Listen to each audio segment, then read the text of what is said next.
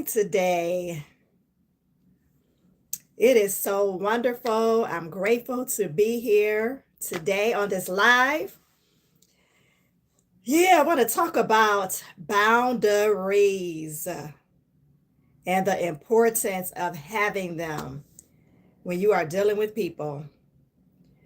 It is so important to have boundaries set for people that you're dealing with and they will be tested, but it is important for us to let people know what is acceptable and what is not acceptable. Because if you do not, you will be treated like a doormat or a garbage can. Okay? And this is on my mind because this happens to me. Something happened to me yesterday where my boundaries were tested. A boundary was tested. And it really just I wasn't necessarily surprised. Not really, because nothing really surprises me anymore because people, wow, years ago, I had one of my business partner, he used to say, don't get, what he used to say? He used to say, don't get, um, he was talking about don't get upset, just be interested. I was like, oh, that's interesting. Oh, he said, he said, don't be irritated. Instead of saying, oh, I'm irritated, say, oh, that's interesting.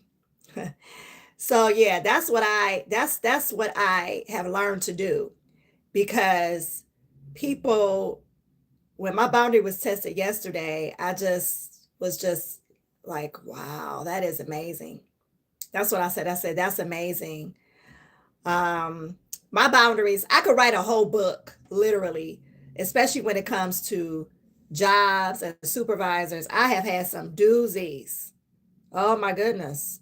Because a lot of people, they get in these positions and they think they can talk to you any kind of way, treat you in any kind of way, because they have this title that they think they could just disrespect people, talk to them any kind of way, treat them any kind of way. No, sir, no, ma'am. No, you're not. I respect you and you're going to respect me. This is reciprocated. This is called a reciprocated relationship here. Man, woman, child. No, this is reciprocated. This is how this works. This is not a one-way type of situation. Yeah. We respect each other up in here. So I have to give an example. I love examples, you all. I like to bring stuff into perspective. So when I worked this one job and the supervisor, she didn't know how to do her job. So after she was there because she didn't know how to do her job. Let's just say that. And so this is when I was in social work and we would be out in the field doing our jobs. But it was like when we were out there, she would like freak out. Like she would call us like on our cell phones and be like, where are you? I'm like, hello, I'm at somebody's house doing my job. What did you need? Did you need something?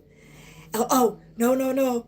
And she didn't know what she was doing. And I'm like, okay, what do you want me to do? Because you're the supervisor, not me. What are we doing? And it was just amazing and this one lady, she was pregnant at the time. And well, let me tell my story first. My window had got broken out of my car, right? And I called the supervisor before I came to work. And this lady was like, she said, but can't you drive to work and can't somebody come to your car? Can't they come to the job and fix your window? I'm thinking, she has to be kidding. This is not real. This can't be real. And she was for real. I said, no, I will be there if I get my window fixed today, I'll be in. I said, you want me to drive to work on glass? I don't think so. No, I'm not doing that. That's just one example. Then another example was with this same supervisor. A girl was pregnant and she was so sick and she called the supervisor. She had to pull over on the side of the freeway, throwing up. And the supervisor was like, oh, when you finish throwing up, could you come in the office? Could you come to work? What's happening? And it just is, but I stood up. I said, listen, ma'am, no, I will be there if my window get fixed today. If it doesn't, I'll be in tomorrow. That's how this works. But that supervisor was something else. And in the end, she ended up getting demoted because a lot of times people are put in these positions and they shouldn't even be in these positions, right? So my encouragement, my gem for today, you all, is make sure you set boundaries. I have a t-shirt that says kiss my boundaries. Real talk him. That's her t-shirt. But she designed it. But yeah, I love it. No, you're going to respect me and I'm going to respect you. That's how this works. This is reciprocated. And I encourage you to do the same. Definitely don't let anybody,